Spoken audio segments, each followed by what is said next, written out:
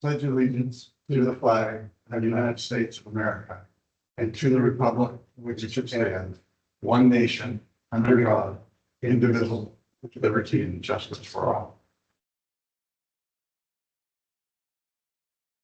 All right, we have any public comments? All right, new business. Let's go right to the financial report, Jeff. You want to approve the minutes, Jeff? Sorry? We need to approve the minutes. Yes. Oh, I'm sorry. All right. So moved.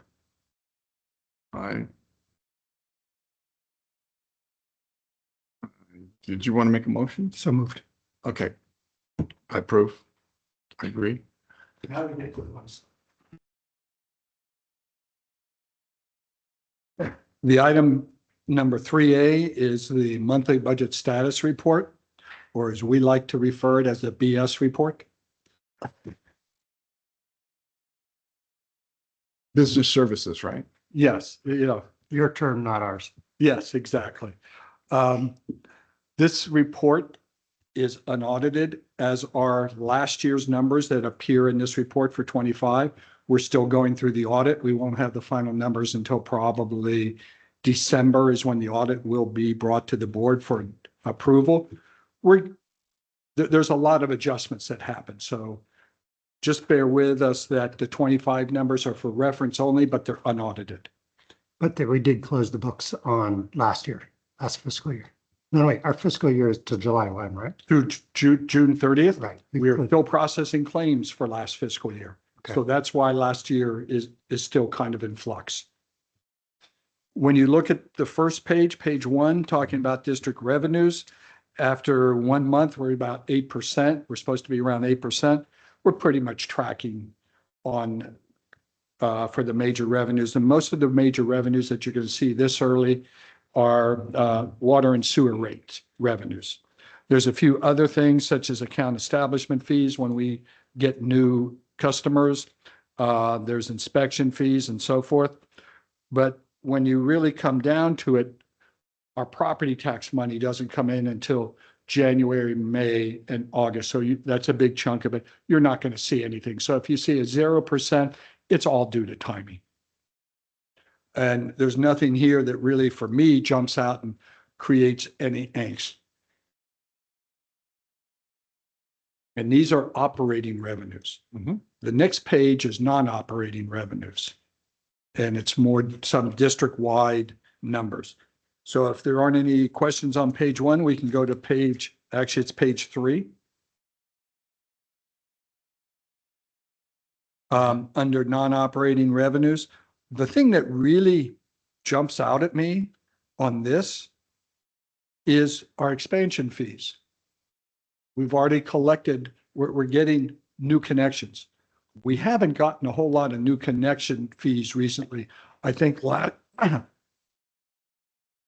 25 for the entire year was just under $500,000. And these capacity fees can run anywhere from 12, other than Ebbets Pass, which is low, 12 up to $13,000, $14,000. So these at this level, it's nice to see the expansion funds, the capacity fees. Those fees do not go into our operating budget. They go into the expansion fund associated with the service area.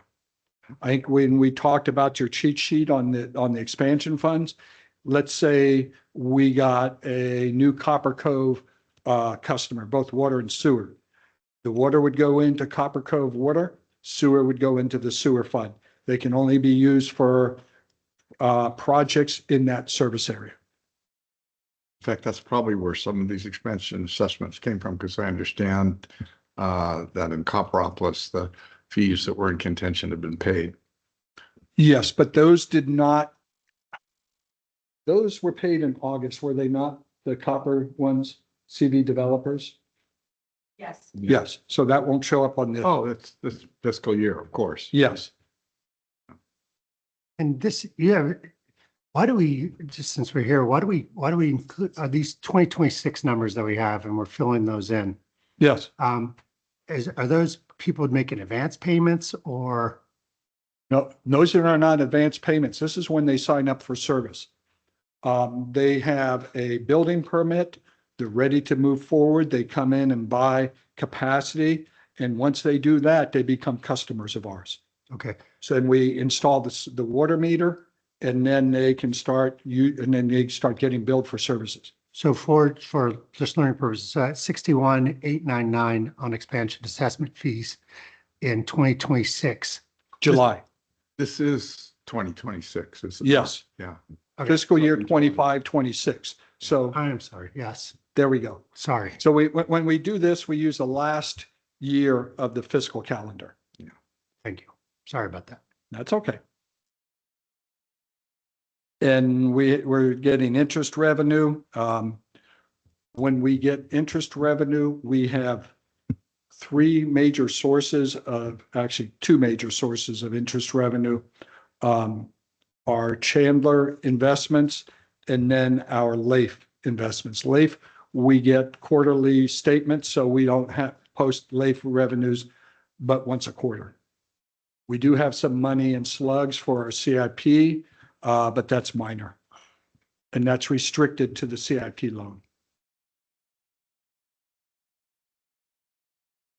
And as noted here, we no longer get R&R revenues, but you saw a little bit of it coming in 2024.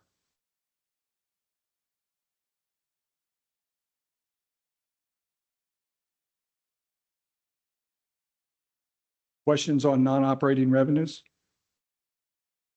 Okay. So when the cell phone tower revenue comes, which may not be for as long as 2 years, that would be other revenue? That is a different animal in itself. Mhm. We get checks coming in for cell phone revenue, but we have to abide by GASB rules, Mhm. Government Accounting Standards Board, which requires you to allocate costs and revenues over, 20-year horizon? Or the life of the contract. So when we go through this process, it goes through the audit process, and we're going through that now. We'll have final numbers probably sometime later this fall, but we're looking at maybe between 60 and 80,000. It could change. And this is where I know this is the source of revenue for our customer assistance program. It's a matter of, when we do this, do we use the actual money coming in or we do the GASB adjustments? So that, and a lot of this, the GASB won't be booked until, you probably won't see this for a couple months onto the state, on these budget status reports. All right. GASB makes life so simple for us. Yeah, a sense of humor. Yeah, it happens. There's more and more GASB requirements each year. And this year it's compensated absences, I believe.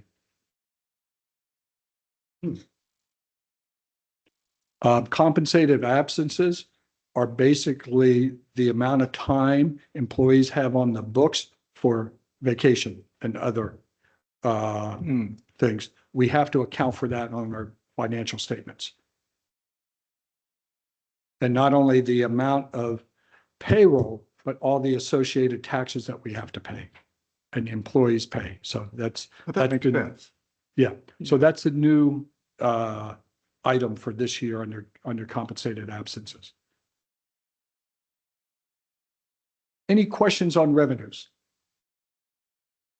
Okay, so we can turn to page 4 under district operating expenses. Again, we're looking at 8.3% of the budget up to through the end of July. And what we generally do is, if it's maybe plus 10% or under, plus or minus 10% of what the projected budget should be, we'll highlight it.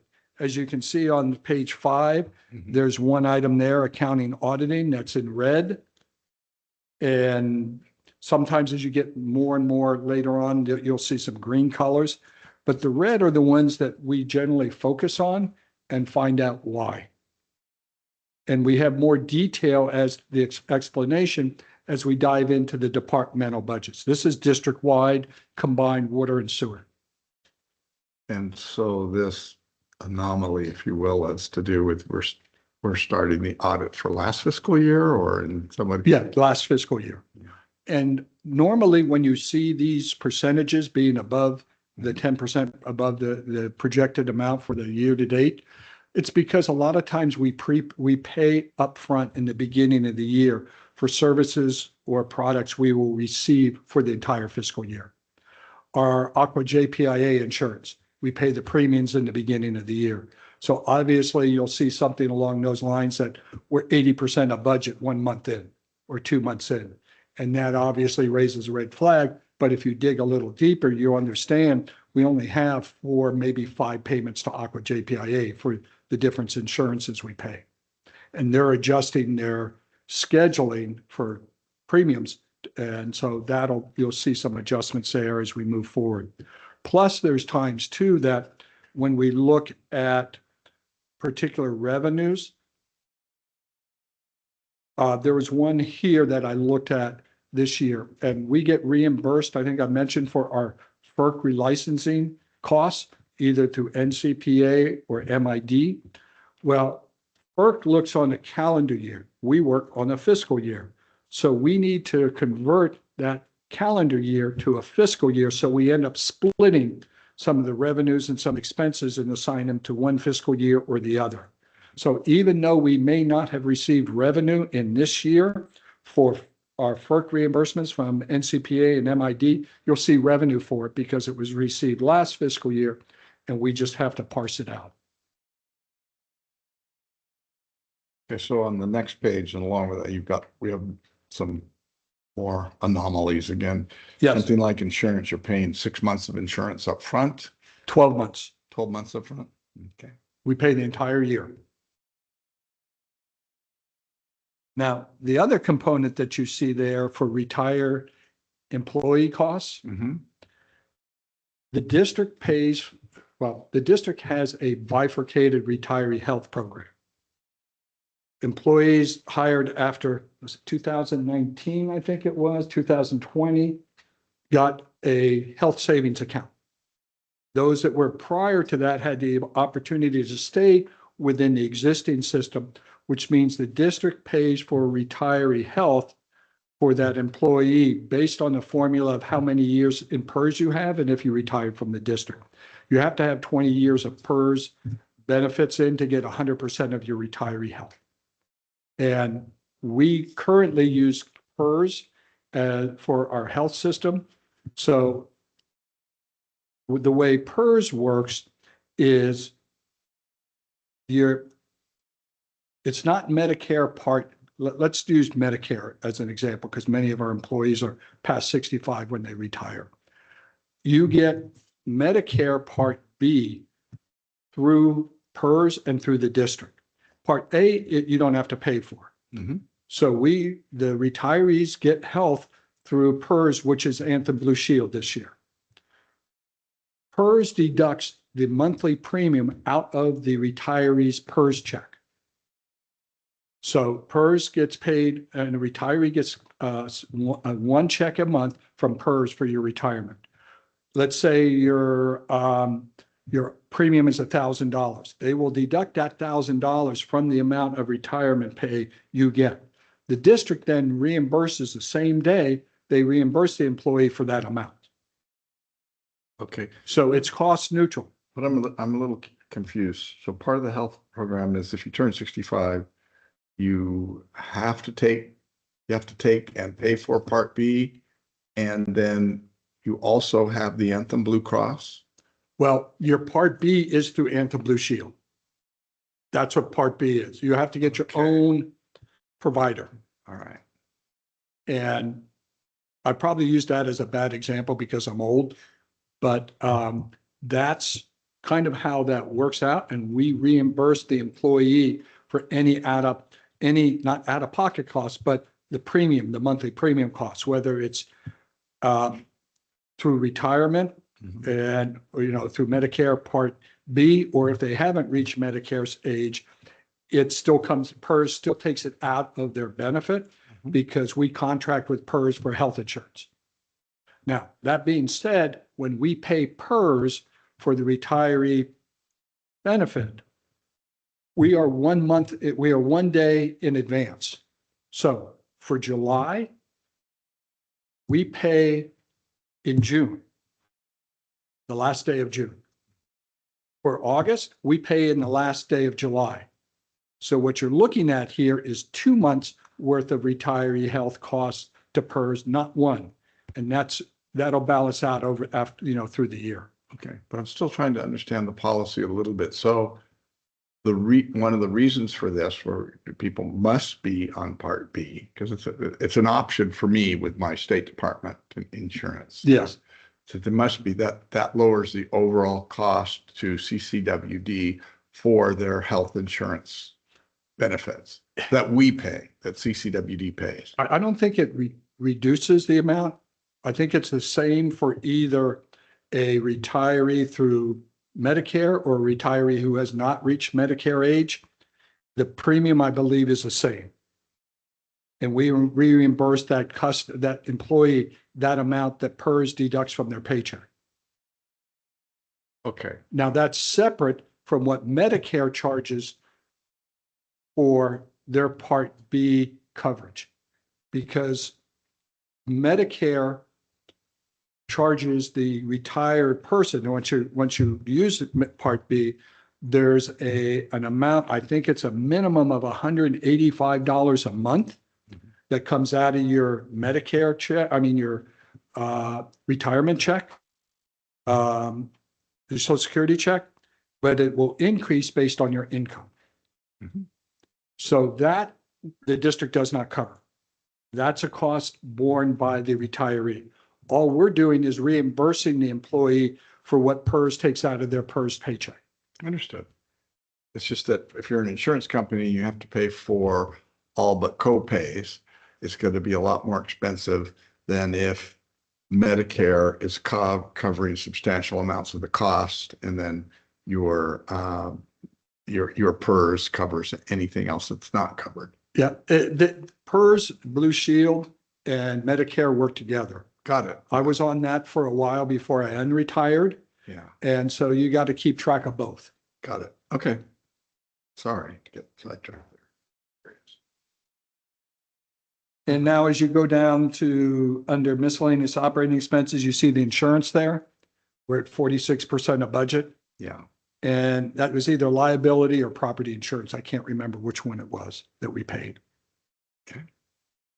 And third-party processing, all the way down at the bottom. Mhm. This is one that concerns us. Yeah. And Kelly and I have had conversations, we've talked about this, about global pay, third-party rates have gone up.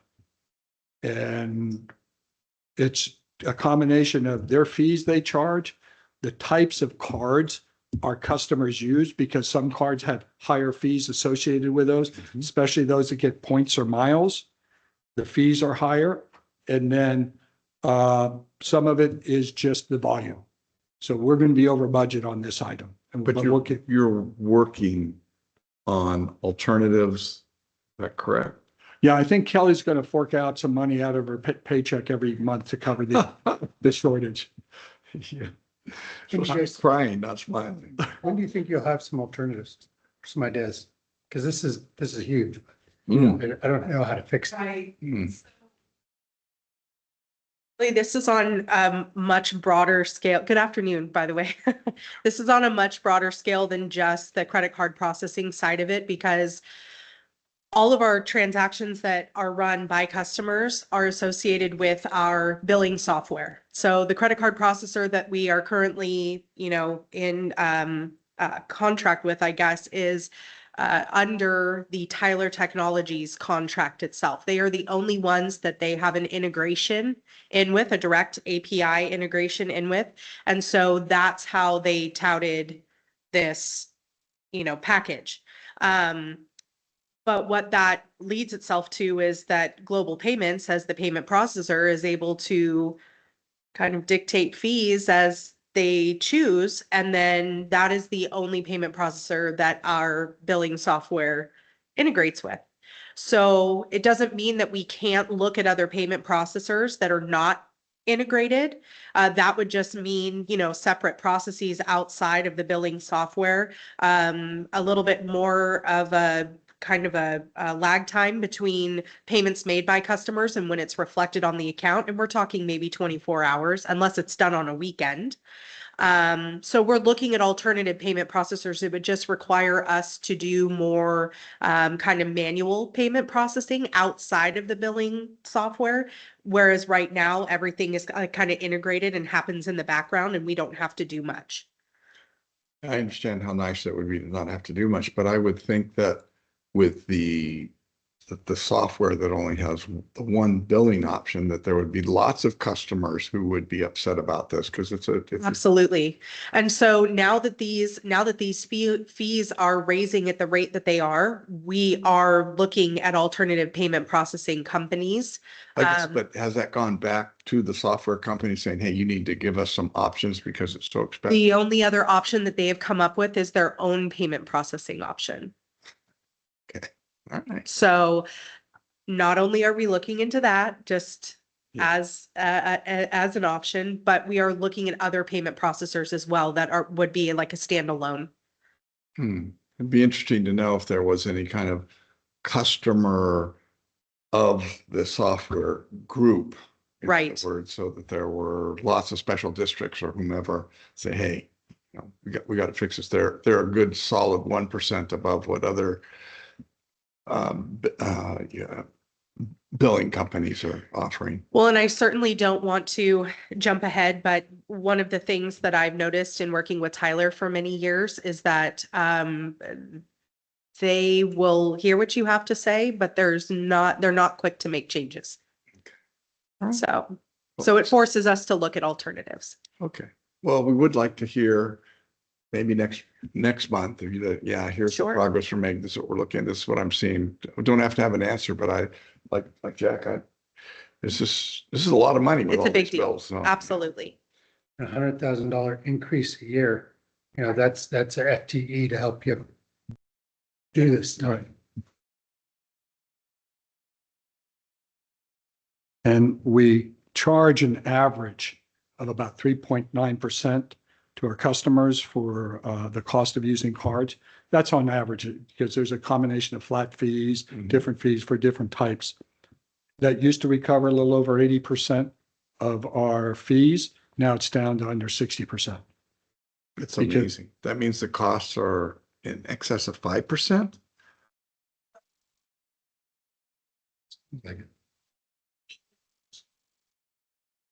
No, I understand. It's Delta. But to have it be at parity, it'd be.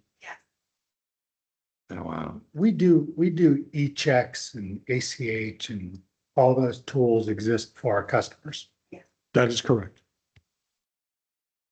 And there's multiple conversations we have customers when they call in and we try to educate them on the least costly option for them. I mean, you can even go back to writing a check and mailing it in.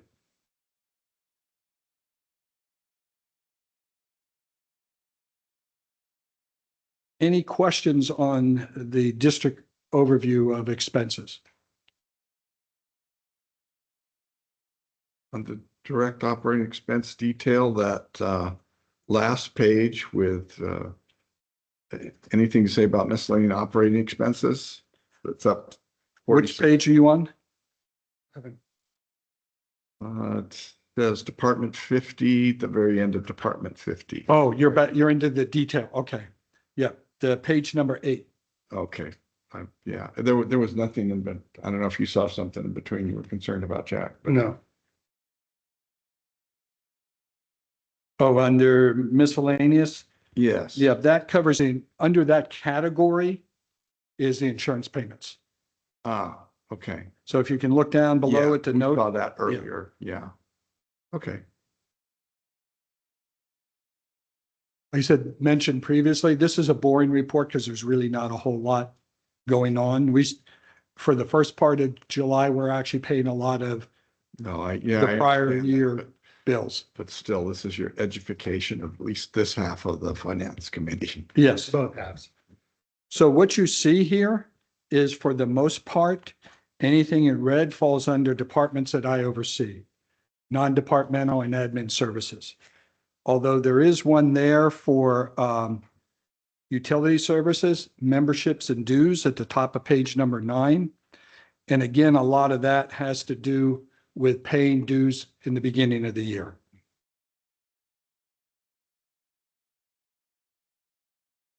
And then in the following page, the professional services is this, again, the same kind of thing. You're paying upfront for a contract. Look at Department 59. Yes. Yes, it's, we paying up front, but on the flip side, yeah, we're like on the accounting, even though it's for last fiscal year, we ended up paying them a larger portion of their fees upfront. It's a set contract amount, but where we gave them X amount of dollars upfront for a lot of the pre-audit work they did. Same, and then the computer maintenance and licenses agreements, same thing as you get that upfront cost. And even though it's an annual cost, we generally try to pay it in July.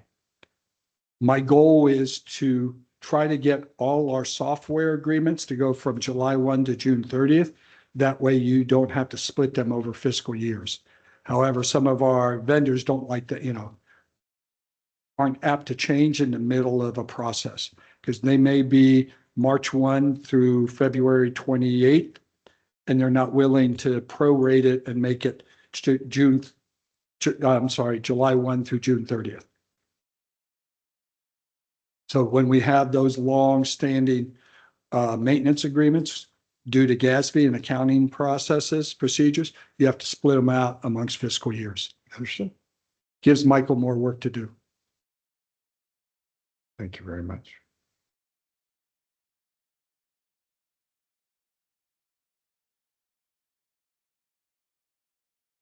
Any more questions on the expenditure side?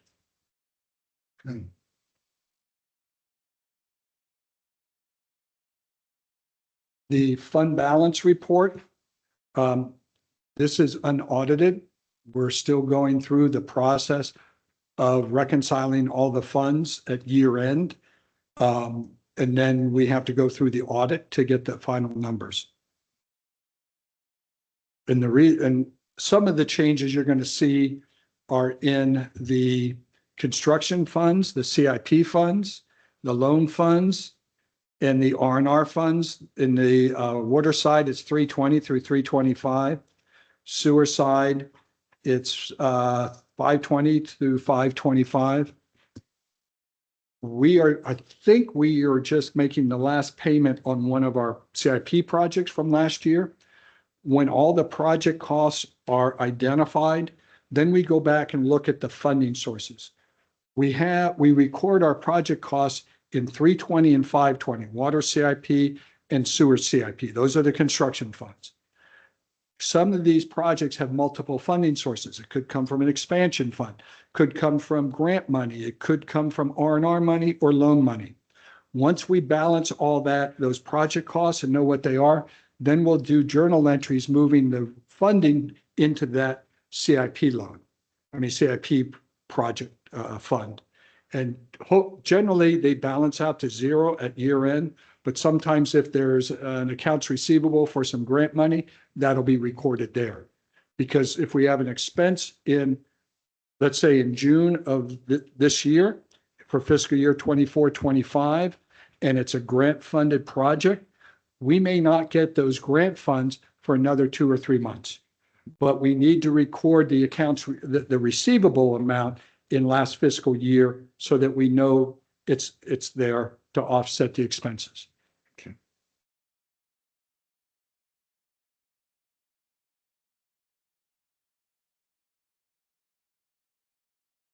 Any questions on the different funds?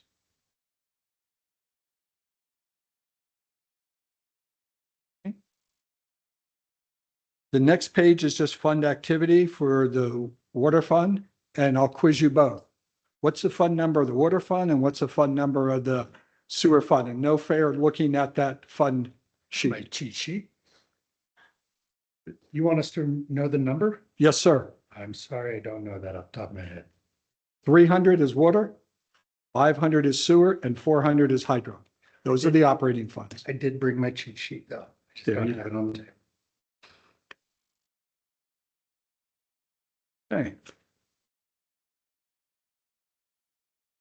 On the CIP side, there's not a whole lot of activities to date.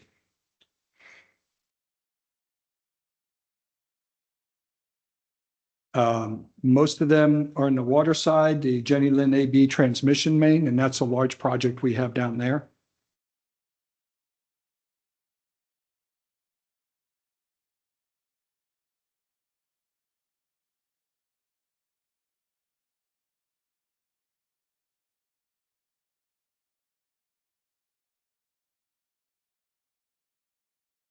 Any questions?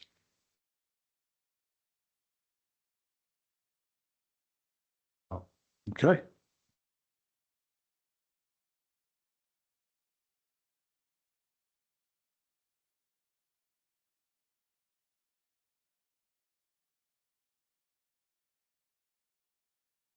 Hopefully next month's will be a little bit more interesting with more transactions to report on. But honestly, in my mind, you really don't get a feel for what's going on until the end of the first quarter, which would be the October Right. Finance Committee meeting. I always appreciate, Jeff, that you bring to light things that we should note. Because we may not see them. So I appreciate you bringing this forward. Yeah. Probably not see them. Probably not see.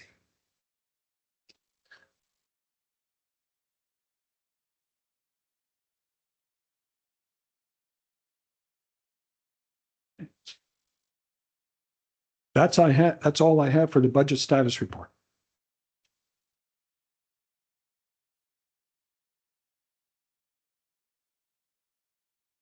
I Yeah. believe at this point, I know there are not any public, but generally you ask for public comment or if there are any public comments on this. Is there any public comment? No. Thank you.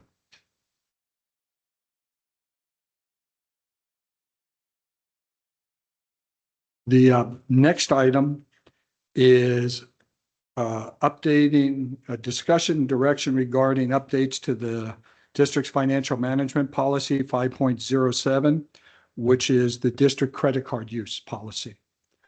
Part of this has come about because we have been updating our procedures for CalCards. We use CalCards.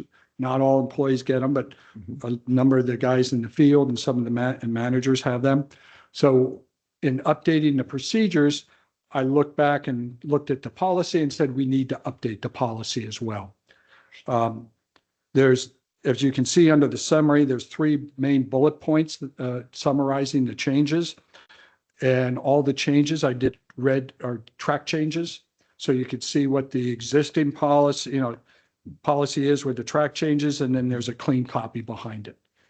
The 3 major components are we removed the references to district board members because district board members do not get CalCards. Eliminating language of checking out temporary CalCards and fuel cards. We do not do that. In years past, before we got into CalCards, we had district credit cards. So if an employee was going to travel, he or she could check out that card and use it for expenses. Fuel cards, it's permanent. We don't do temporary cards on that. The other item is in reference to fuel cards, we use WEX, and there are no logs that the employees have to fill out. When the statements comes in, finance sends the logs to Damon in utilities, and then he'll review it and then talk to the individual card holders, because the majority of the card holders are there in operations. The For their cards are still fleets. listed though as CCWD. They don't go to, No, nobody has a CCWD card in their name. yeah, Other than that, the fact that it's been issued. I mean, on the card, there's nobody. I know on the Cal cards, it's an employee name. Oh, okay. All right. Understood. Yeah. The only question I had, if you go to, I'm looking at the clean copy at the Okay. end, 5.07.42, it looks like the first and second paragraphs are redundant. And is there a reason to have that restated in the second paragraph? The fuel card agreement is different than the Cal card agreement. Oh, okay. All right. That makes sense. Duh, Yes. I should have seen that. I didn't know. Yeah. I mean, the language is all the same except fuel versus Cal card. Yeah. Got it. Okay. And Jeff, we get our fuel, we buy our fuel retail. We don't have our own fuel depot here. No, we do not. That was looked at and maybe do here, but there's a lot of regulatory requirements and sometime, and considering that we are just one location here and we have people all over the area that need fuel, whether it's up at Ebbets Pass, Copper, such. So having, if we were like a city and a municipality and we're all within an area, it would make sense. But being spread out, it makes it difficult to, or, I mean, you'd be traveling quite a distance just to fill up your truck. Gotcha. Plus, I don't want to go through any of the pollution control requirements.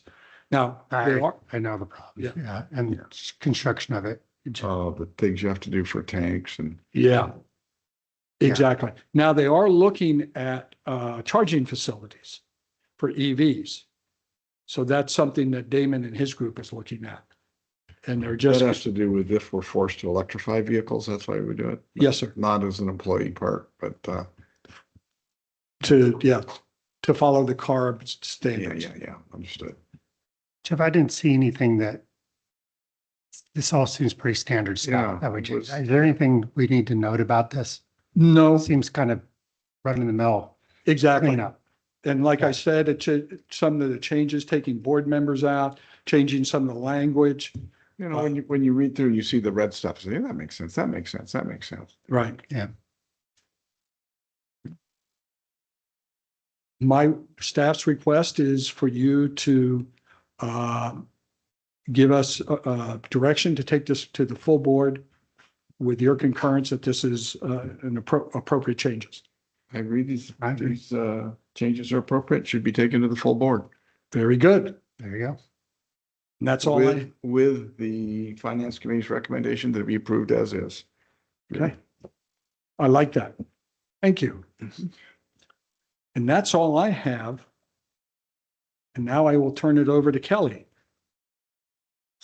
One we're both interested in. So good luck.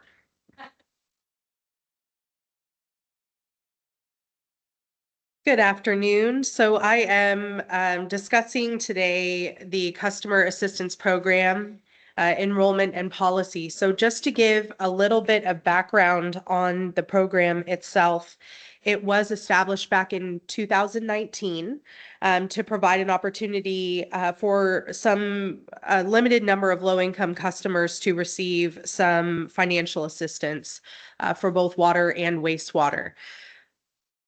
The background and the reason for the program was stemming from the rate study and the rate increase that occurred coming out of 2018. So the district did some research at the time to determine the best fit kind of customer assistance program that would work. What funds based on the funds that we had available, which Jeff spoke to earlier as being our cell tower revenue. And this program has been in existence since then without much change at all. So what ends up happening is each year, it runs on a fiscal year, and each year customer service is responsible for reaching out to those customers who are currently enrolled in the program, whether they are water customers, sewer customers, or both. And we send them a renewal form and ask that if they are still under PG&E care program enrollment through PG&E specifically, then they still qualify, but they will need to renew with us. And so they need to provide us not only an updated renewal form, but they need to provide us the most recent PG&E statement that shows they are still the PG&E account holder, that it's still at that same service property. So everything has to match. If a tenant is there at the property, occupying the property, they can apply with the property owner's approval, right? So there's a dual application that happens there. But we go through this annual renewal process every year. We are able to accommodate 237 water customers and 175 sewer customers. And based on those calculations of every 2 months when we bill, we are able to provide water customers a $20 credit, and we're able to provide sewer customers a $30 credit. So for those customers that are water and sewer and qualify, they receive in total a $50 credit every 2 months on their bill. One of the things that we have seen over the past several fiscal years when we go to renew is that our renewal numbers are not very high. So we end up not hearing back from customers who were previously on the program to renew and re-up for that year. But then we also we have not had a substantial amount of customers who apply to enroll initially in the program. We're seeing a change this year quite a bit. We are already at 220 of our 237 water customers that we're able to serve. And we are at 134 of 175 sewer customers. So right now we have 17 open spots for water and 41 open spots for sewer. So this is a change. This is actually a very big change. Over the last couple of years, we haven't seen numbers this high, which is another reason in the past why last year we brought this to the Finance Committee a couple times in order to have an open discussion about maybe, how do we alter the parameters of the program so that we get more enrollment? How do we make it more of a, we make it more broad so that maybe it's not just PG&E care, but other federal and state programs that people belong to, that they may be able to qualify for the program. And so some of the conversations or discussions that we had last year with our Finance Committee was to include other assistance programs into the mix along with CARE. So LIHEAP, WIC, Medi-Cal, CalFresh, CalWorks, SSI or SSP. So if those customers that, were not qualifying for the CARE program itself, but they were a part of these other programs, they could send in verification of enrollment in those programs and they may qualify. So that was something that was discussed, but policy was not changed. Nothing has changed in policy to include any additional programs that would maybe bolster enrollment. And that was because at the time we had low enrollment, correct? That is because at the time we had low enrollment, Now we correct? have high enrollment. Now we have much higher enrollment. So we still have availability in the program, but to have only 17 open spots for water and 41 for sewer, we just went through this renewal program at the beginning of this fiscal year. It just kicked off at the beginning in July. So we are mid-August and we already have these numbers. That is a really, really good sign for us. But what it's also telling me is that there's people out there that need this program. And so over the last couple of years, we have tried to build on sharing more about the program to customers. We've been, offering it more over the phone. We've done more social media outreach and, sharing of that information with our customer base. But the process itself is not complicated. It's just a matter of having these folks send us in that PG&E proof of PG&E care enrollment. So I'm confident that we will be able to fill up these open spots probably within the next few months. But then it begs the question of, there's still customers out there that need assistance. So Jeff and I have been speaking and in talking about, the program parameters and under policy right now, the program is not to exceed $60,000 in assistance per fiscal year. And that's just because it kind of mirrored what was available to us through cell tower revenues. If the cell tower revenues are increasing and we might have the capability to expand the program, that may be something that we would want to look into. Not only from a standpoint of increasing the amount of customers that we would be able to assist, but also look at increasing the amounts of credits that folks are receiving. Because one of the things that, again, has not happened over the last 6 years since the program's inception is our rates have gone up, but this assistance has not increased in any way. So customers are, I know, very appreciative of this, but they're not receiving, I think an assistance that is commensurate with what their bills are every 2 months. So we don't have, so we don't have a problem with getting people enrolled. That was our problem last year. That was our problem last year and a couple of years prior. Now our challenges, and at that time we talked about expanding the verification process. We could get more in.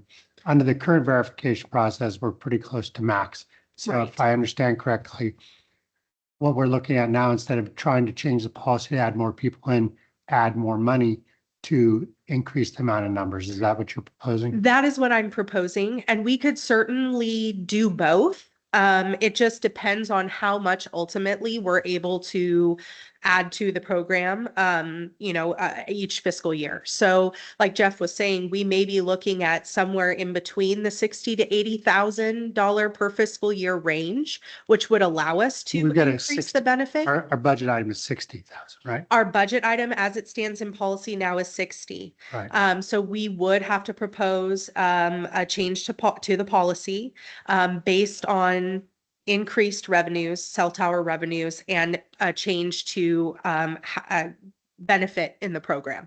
So if we're going to increase the monetary benefit, that would be a change in policy. If we're going to increase the amount of customers that we support, that would be a change in policy as well.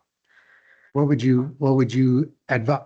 is your suggested number for both registration as well as finance? Because obviously finance, I assume we change the budget mid-year. We don't do mid-year. We don't do just adjustments as we go, do we? Our Not budget? necessarily. No, we don't really do many mid-year adjustments. I mean, for crisis, I'm sure we do, but Right. for a policy question. So what are the numbers that you're proposing? So one of the things that I've looked at, and what we discussed, well, a couple things actually. So one of the things that I looked at was increasing possibly the water side to either $30 or $40, and then increasing the sewer side to either 40 or 50. How about in dollar amounts? I mean, aggregate dollars, what would that increase our budget? 60,000 to what? 60,000 to approximately 80,000. And how many more customers? Or is that just within the? That is just within the current parameters, the current numbers. So it might pick up more numbers. Yeah. I was talking with Michael about this because this is an issue of concern. I got a constituent letter that told me I make $1,200 a month. My bi-monthly bill is $180. So that's something about right. So that means like it may be more than 100. A typical sewer and water bill would be above 200 for a household normally with connection fees. Absolutely.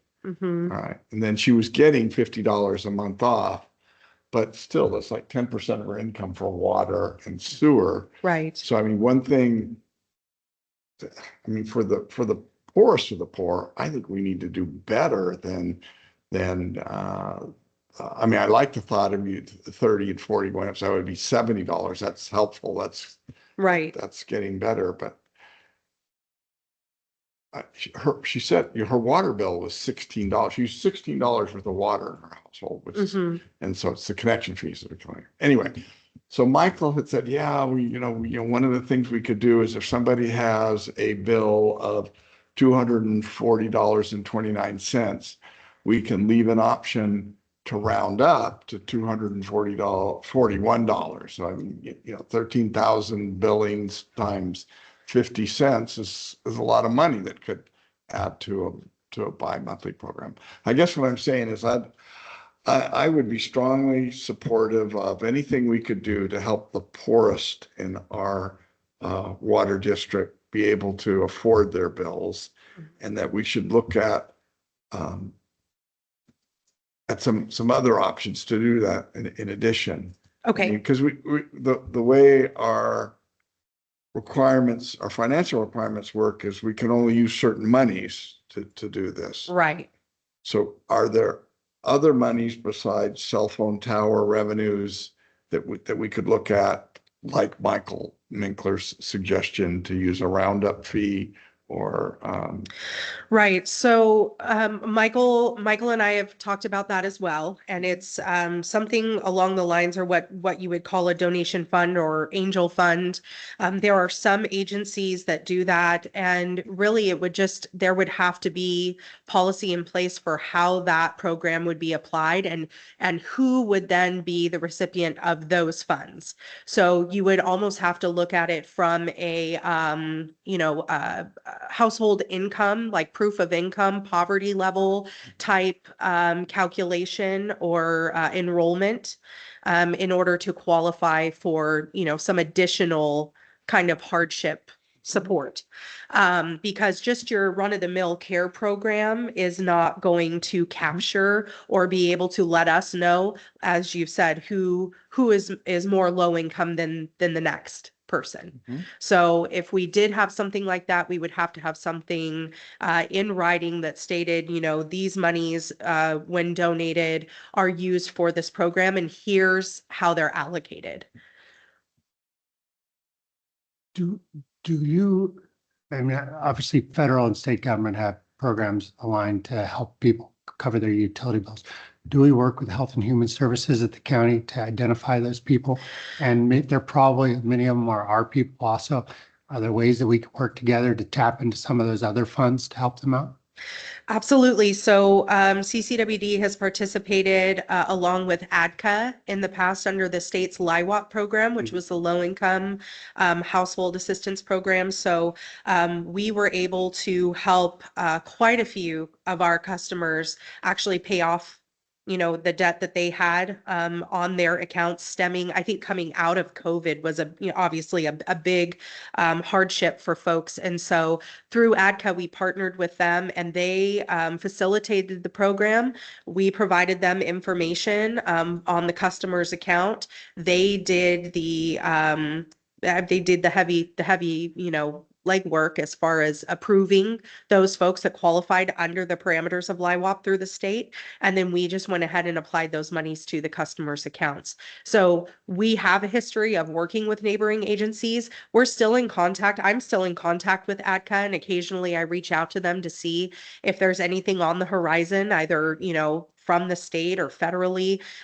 There's nothing in the works right now for water assistance. They have energy assistance. There's other types of assistance, but nothing for water. Health and Human Services, I'd be happy to reach out to. I know in the past, this program, when it was generated, we had kind of a partnership with the Resource Connection who could verify low income status or income status, poverty level kind of rating.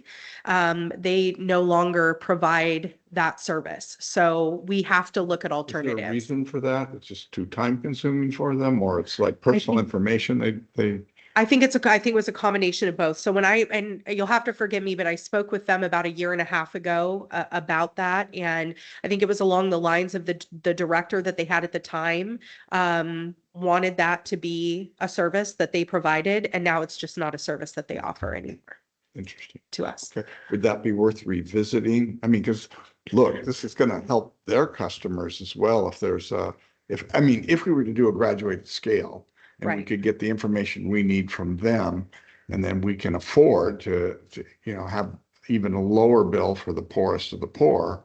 I asked that as a question. Is that Right. maybe they have some thoughts on it, or I would be happy to reach out to them again. okay. So I agree. I mean, I support, I'm with Jeff. I support, if we could do something to help out the people who really need it. And it seems like taking to the policy, a pretty good verification process.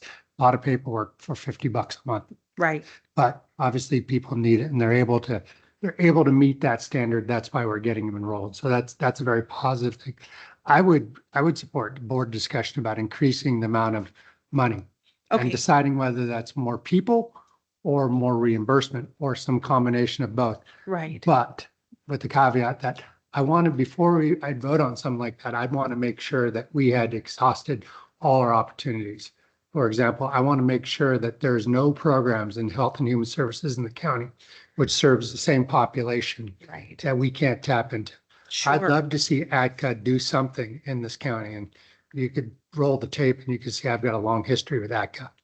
And so I want to make sure that they absolutely have nothing Okay. that they can produce to us ever, because I will lose my cookies Okay. if I don't get if I don't get a straight answer from them. Okay. And I find out later on that there is actually a program that we weren't tapped into because they Okay. didn't tell us. And they know me. You could tell you Jack's riding me on this.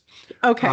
But I do, if we meet those thresholds, Mhm. we know that there's nothing else that we could tap, state, federal, anywhere, then I think we really do need to talk about adding, one way or the other, to Jeff's earlier point, Absolutely. because I think that's important. And we could maybe afford it, but we just need to see how we're going to increase. Right. Yes. And I do believe that it needs to be methodical and it needs to make sense. Part of the research that I've done over the last year and a half has included reaching out to other agencies, seeing what programs they offer. I was surprised to learn that quite a few in the area don't even offer an assistance program to their customers. And a lot of these are have similar challenges in our other Mountain County type agencies. So it was very interesting to me to discover that. But alternatively, there are several other agencies that mirror us in kind of size and budgetary, when you're looking at the budget and what's available for non-ratepayer revenues to be used for a program like this. We're very, very similar. And they are able to accommodate a little bit, a few more customers. On the flip side of that, you're also looking at, how much do they bill? How much do they bill, the frequency of their billing, how many adversely affected customers are there in their area. So these are all things that I'm looking at. And I've just started recently reaching back out to these agencies again, because like I said, I haven't spoken to them about this particular issue for a little over a year now, but I'm asking if any of the ones that I've spoken to before that didn't have programs. If they don't, what other agencies, local agencies are they tapped into or that they're partnered with to be able to refer their customers to? I know TUD, they have 211 Tuolumne, which actually is a little bit more developed than our 211 Calaveras.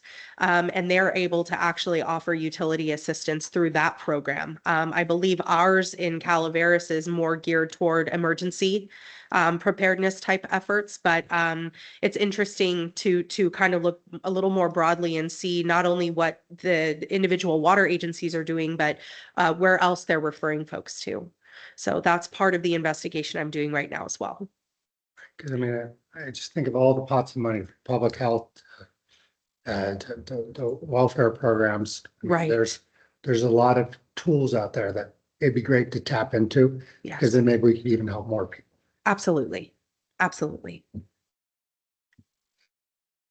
So, can you come back to us perhaps next month with some options? And I mean, we've already asked some things on some research, some options of what might be feasible. That would include the things that Jack just asked for, what might else be out there, some alternatives to increasing money for the fund, the possibility of a graduated amounts, as well as the one that you suggested, like a $10 increase, so that we can kind of polish that up and then take it to the board. Absolutely. I'm happy to do that. And Kelly, in the next report, when we bring this back, let's make sure we have historical numbers. You could demonstrate what you just explained to us. Absolutely. Obviously, COVID is just kind of an anomaly for everything. Yeah. It's hard to really put much on between 2020 and 2022, but the 23 and 24 numbers will show that increase and will show that need. And Right. I think combining that with our delinquency rates that are increasing, I think we could see that people are having a hard time. I think having an even harder time with our new rates. Right. So we have to figure out some way to keep people from turning off people's water. Okay. And I recognize that, we're not where we were 3 or 4 years ago, where there's lots of federal money to help people and state money to help out people. Right. We should keep digging, because if there's one thing I've learned in government service, you never know when you turn over a rock, or you might find a program that they haven't been able to utilize that's perfect for us, Right. and we could find a good partnership. Okay. I can do that. Thank you, Kelly. Okay. Thank you. Thank you I both. appreciate you taking a look at this. This is Yeah. important to us. Absolutely. Happy to do it. And I'll report back next month. We can tell you care. Hey, this is a big deal. And, coming from other agencies where we have had programs as well, but they have not, they haven't had the impact per se as they do up here, or the need hasn't been as great as it's been up here. So absolutely, this is very important. Because Jeff and I are going to need to stand in front of the 3 other people on this committee, on this board, and try to convince them why they should spend X more dollars to take this on. Right. And I think, you're building that case. You've got it. Thank you very much. Do we move now to public comments? Is there? Public comment for this item? Yes. Yes, any public comments for this item? No one's?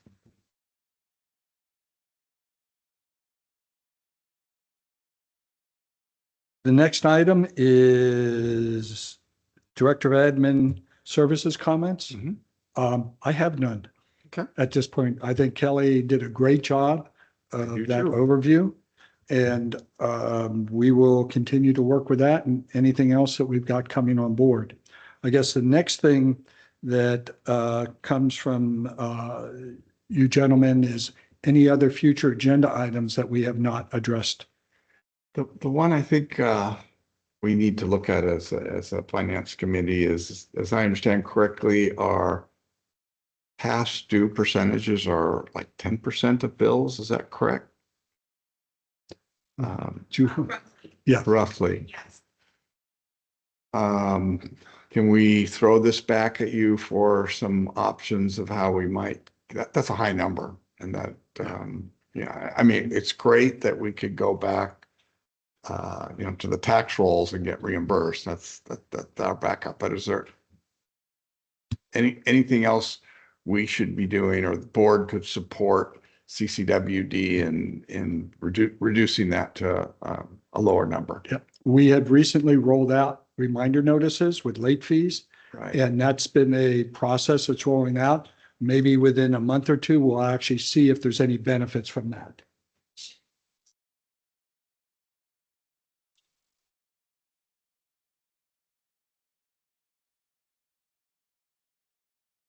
Understood. Yeah.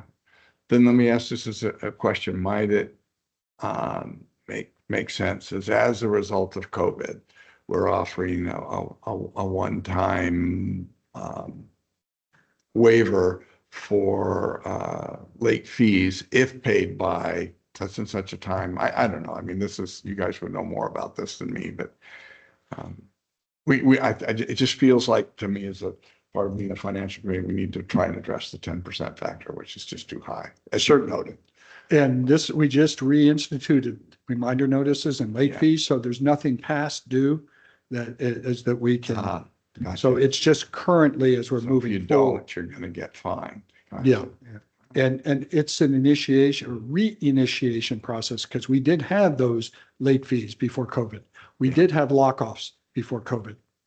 And this is the first step to try to entice individuals to pay their bills, so we don't have the higher delinquency or outstanding past dues. But we're trying to take incremental steps, and Kelly and her group have been doing a phenomenal job working with customers and educating them. When we have customers with substantially higher bills than just the bi-monthly bill. Do we offer payment plans? Are we working with them in that respect? So.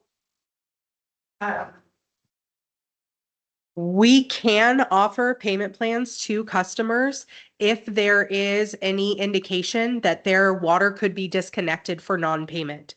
Since we are not disconnecting water, we have not re-implemented any kind of payment plans to customers. Now, if customers call in and they're, stating that they recognize they have, a balance that needs to be paid, we do remind them that every year, past due balances are sent to the county through the teeter program. And so we ask folks to make payments as they can, but there's not anything for us.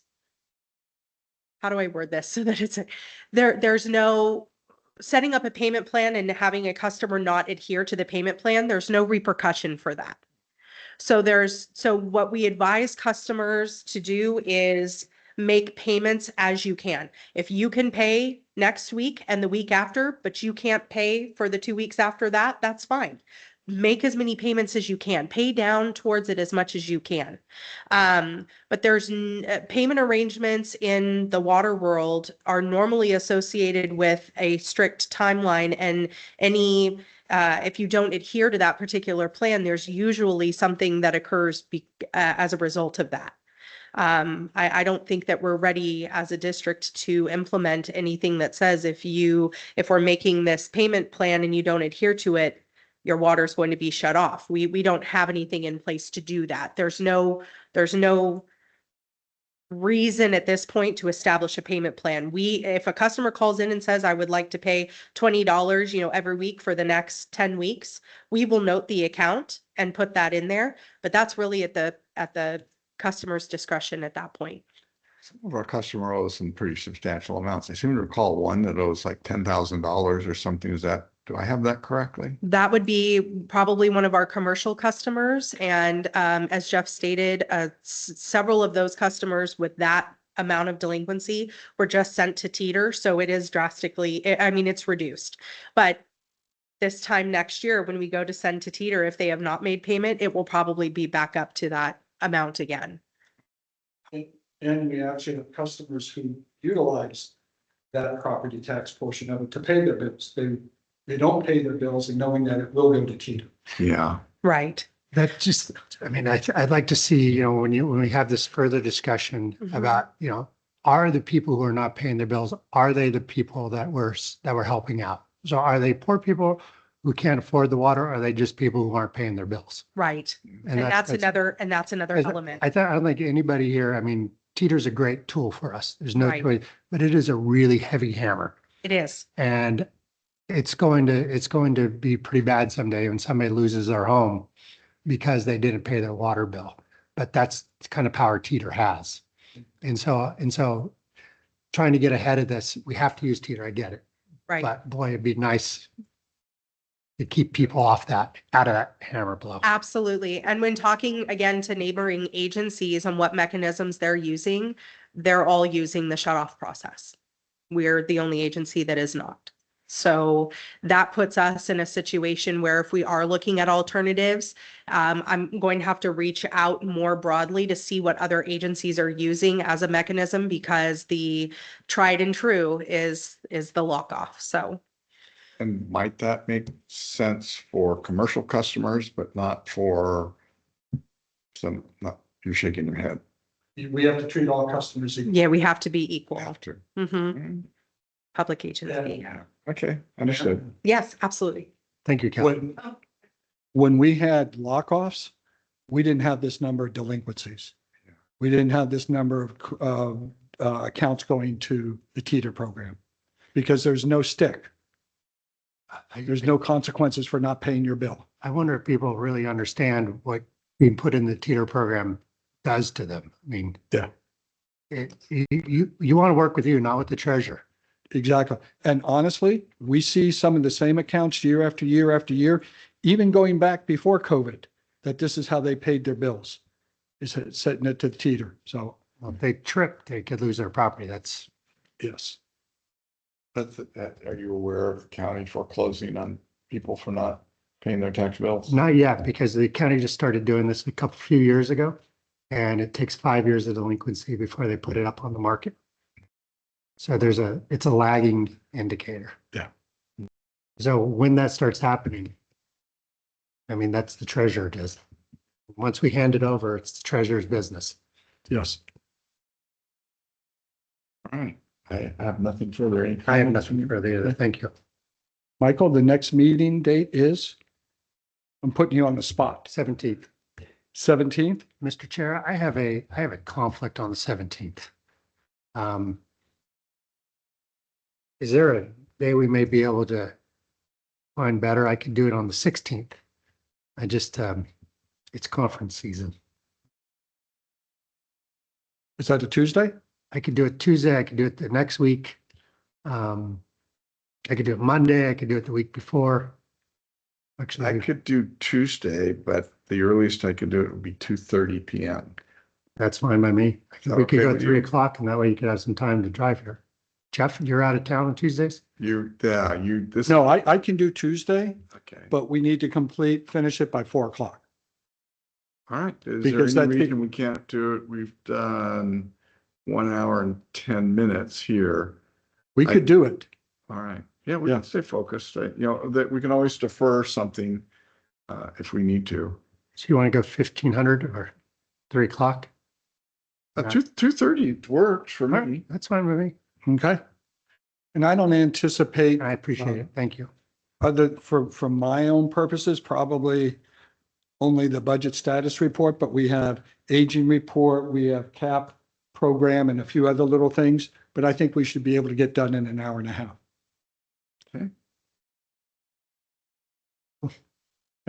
Thank you. Thank you.